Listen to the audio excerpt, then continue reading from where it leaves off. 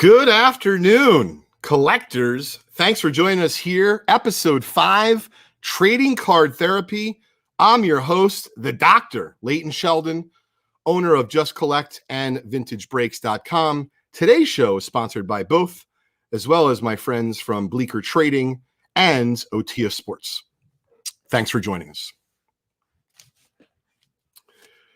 So we have a few topics that we're going to cover during today's show, all having to do with trading cards and the therapy that we need to deal with the market as it stands. It's ever changing so fast these days because of the constant auctions that are running, whether it be eBay, which is 24/7, whether it be REA, Heritage, and Golden, which seems like they're running big auctions, all the time. A lot of action. So we're hoping to slow some of the action down here on Trading Card Therapy every Tuesday at 12:30 Eastern Time. You can find us on our Just Collect YouTube channel, youtube.com/justcollect. And every Friday, we do our audio drop with our good buddy Ken P.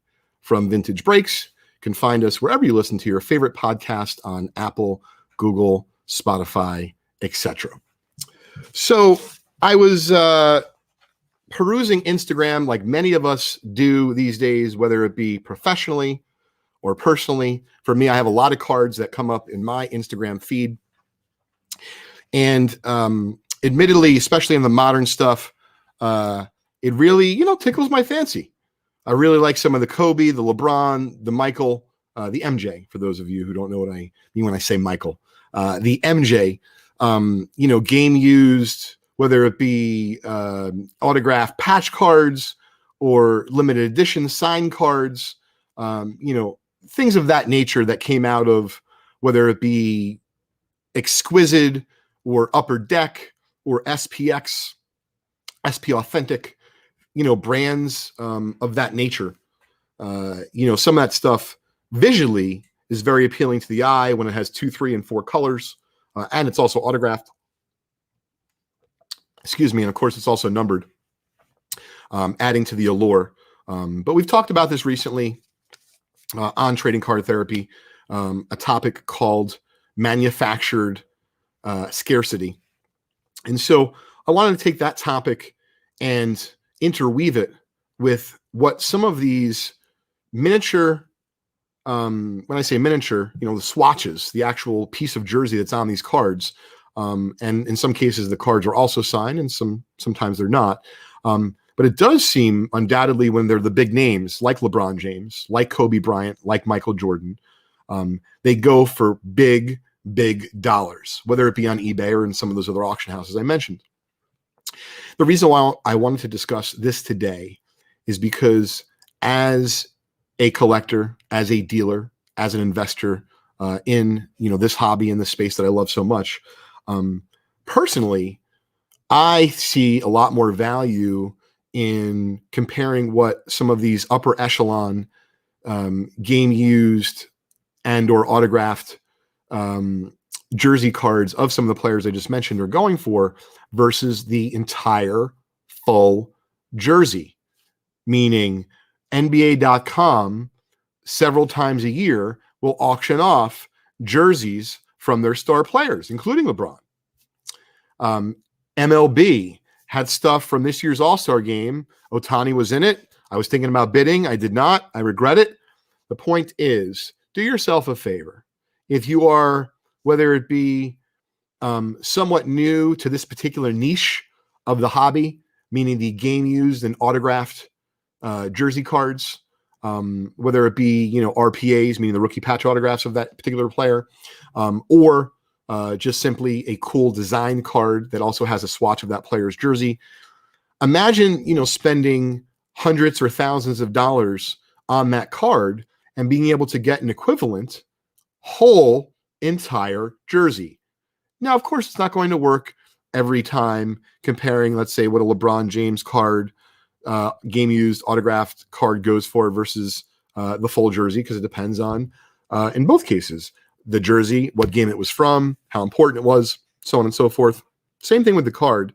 But just keep in mind, and we were discussing this just a few minutes before we went game time, before today's episode 5, is someone, let's say like Dominique Wilkins, who's been on our show, vintagebreaks.com before. He opened a few packs virtually with us. He was a fantastic guest. And if you'd like to check out that pack break that we did with Dominique and that whole experience, you could do so on our Vintage Breaks YouTube channel at youtube.com/vintagebreaks.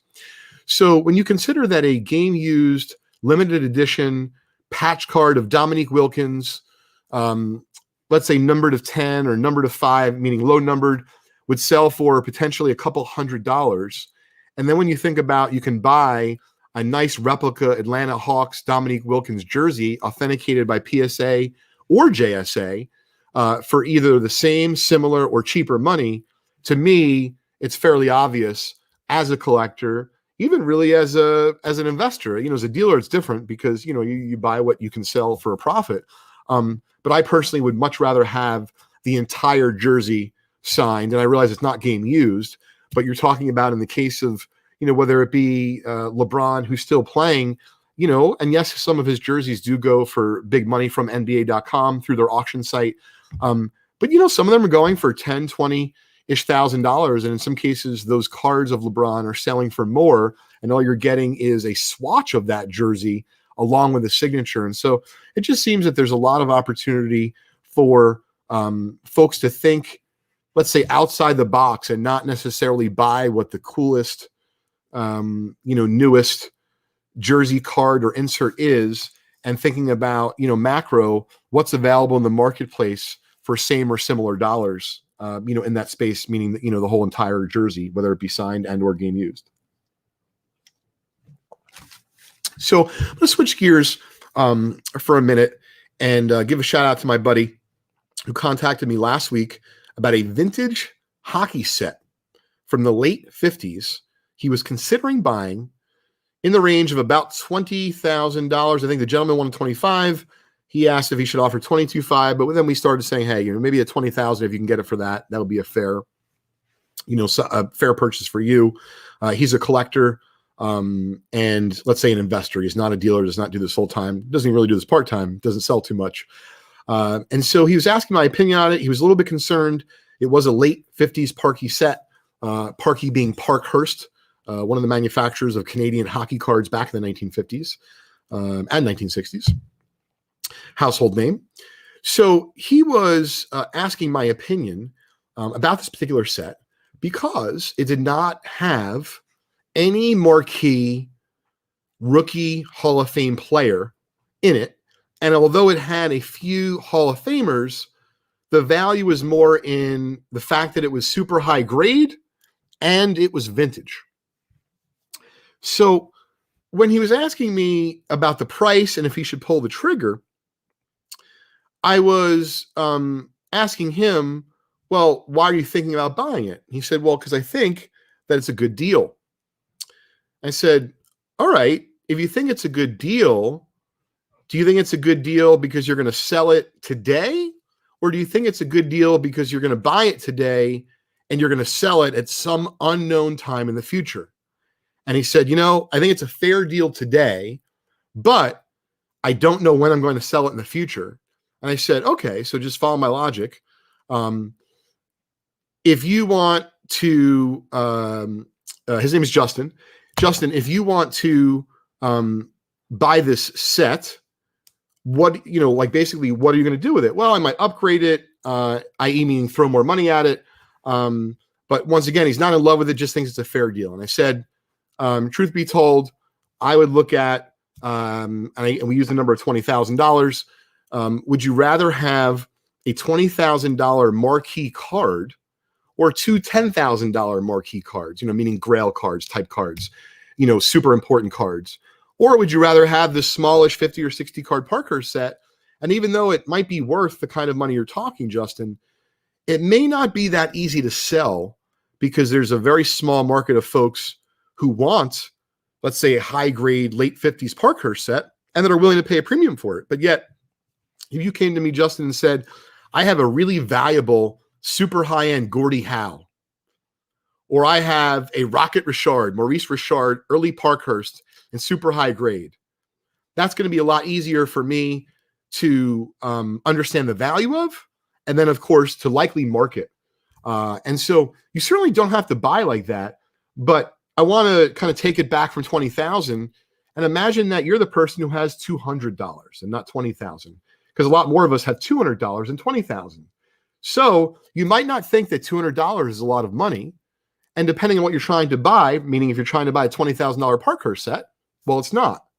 However, if you're buying within your means, what I would caution you to do is to think about this $200 and think about all the different things you're going to buy into some breaks.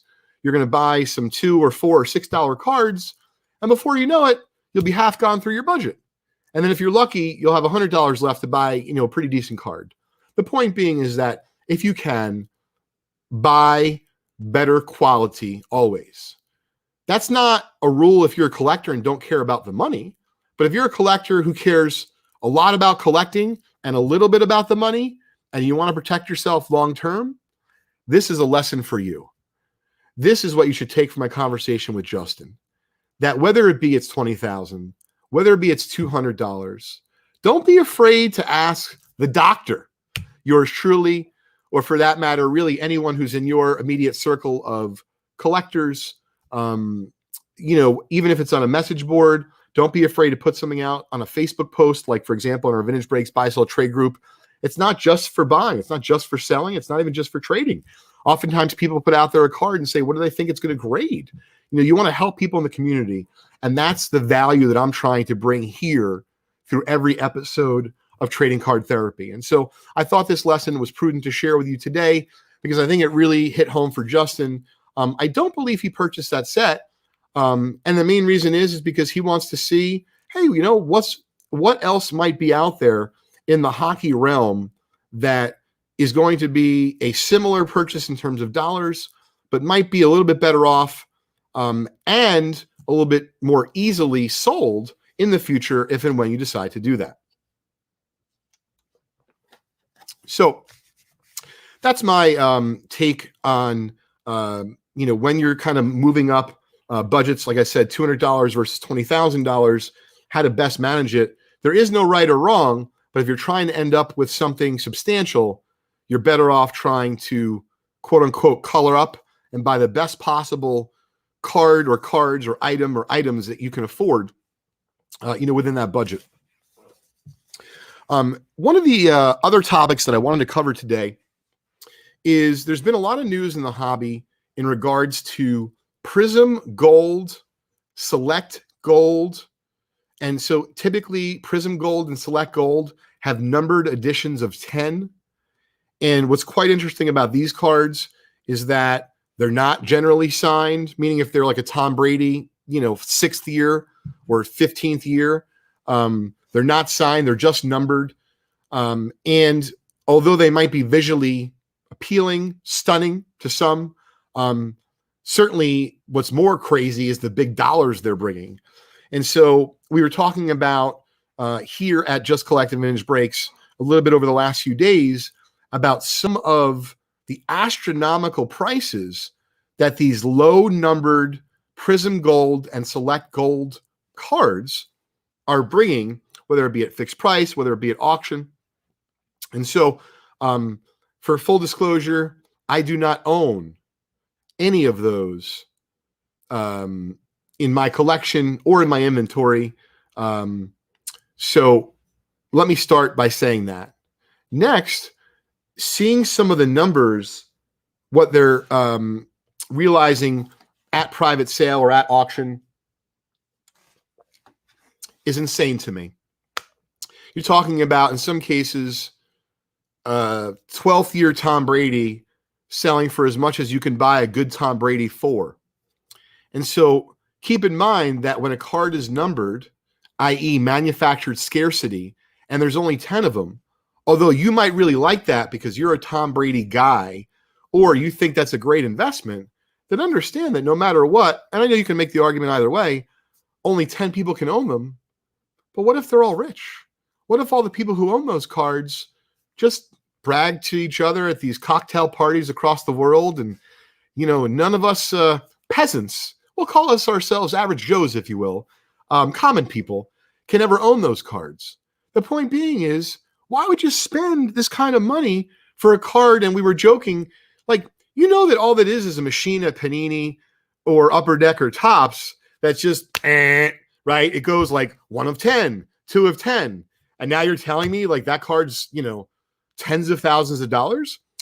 I'm suggesting that if you had that kind of budget and you had that kind of money to deploy on cards like that, I might take a step back and re-educate myself on the space and what's possible to be had for those kinds of dollars. And I think you'll amaze yourself. Kind of recapping the show from the beginning, you might be able to buy a whole LeBron James game-used jersey and have it be signed. Or you might be able to buy a Tom Brady refractor rookie or a numbered rookie, or for that matter, a game-used jersey, instead of buying a select or gold prism numbered out of 10. And once again, this is only one man's opinion here, the doctor. But there is so much great vintage cards, vintage being whatever your era is, right? So if it's the early 2000s, let's be honest, guys, it's 2021. I don't know how you define vintage, but 20 years ago, it's still kind of older at this point. And that's when Tom Brady's rookie year was. It was in 2000, the year 2000. So the notion that he has a card in the last few years that's tens of thousands of dollars, it wouldn't matter to me what card it is. I could care less. There's so many other places I would deploy that money, and we'll talk about that on future weeks. Thanks for chiming in, Chris Coe. We're going to talk about Vintage Hall of Fame memorabilia on future episode of Trading Card Therapy, but I do extend that logic to that as well. One of the last things I wanted to cover before we get to our last topic is, please, if you have anything that you'd like to see me discuss at length or cover in a little bit more detail on our show here every Tuesday, please drop me a line, Leighton, Leighton at justcollect.com, and I'd be more than happy to discuss it on a future episode. Now, Ken, I have something I didn't mention to you to start the show here. I want to show off a card. Okay. If you could remind me briefly how we can show it off on camera. Well, I don't have a second camera set up right now. Okay. So you could hold it right to the one on the monitor. Awesome. So the last thing I wanted to do, and I realize it's only one card, but I wanted to share with the audience, Ken, this whole idea of you have a super expensive card, meaning thousands of dollars, even though costs vary from company to company, knowing what your card will grade can make you a lot of money, not just picking the grading company. And you're going to see what I mean right now. So check out this gorgeous T206 Ty Cobb bat off shoulder graded by SGC and SGC3. Now, this is the good stuff I'm about to share, Ken, like the behind the scenes. I realize that the audience may not be able to see it from our live podcast. So what we're going to do, Ken, is we're going to put an image of this on our Instagram Trading Cards Therapy page so that folks can see what I'm talking about. So, Ken, at first glance, you look at it, and it not only is gorgeous, but it looks like a Lock 3. But when you look at it a little bit more closely, the upper left has a little bit of, I like to call it a corner crease. And I've seen PSA in particular, Ken, beat the hell out of those cards for grades, meaning give it a 2, give it a 2.5. I knew this card was a 3. However, what I didn't want to have happen was pay PSA hundreds of dollars and have that card be erroneously graded, in my opinion. So, because I know, you might say, well, how did you know that? Well, I've graded, without exaggeration, tens of thousands of vintage cards and spent in aggregate between SGC and PSA millions of dollars on grading fees. So you start to get a knack for it. So we're going to share this with the audience, and I want folks to know that I, Leighton Sheldon, the doctor, am here for you each and every week, not just on our show, but if you have a card that you're thinking about, hey, what's up, Nick? Thanks for joining us. What's up, Mike? Appreciate you tuning in, Chris. If you have a card that is not graded, that you've been able to purchase in a collection or at a show like Daniel Lynch did recently at Philly, and by the way, you can check us out in just a few weekends at thephillyshow.com. We'll be there all weekend, Friday to Sunday. you can send me images of your raw vintage card direct to Leighton@justcollect.com, and I will give you an idea of not only what I think it would grade, I will tell you what company I think you should grade it with. And on that note, folks, that is today's 5th episode of Trading Card Therapy. Thanks for tuning in. Have a great week.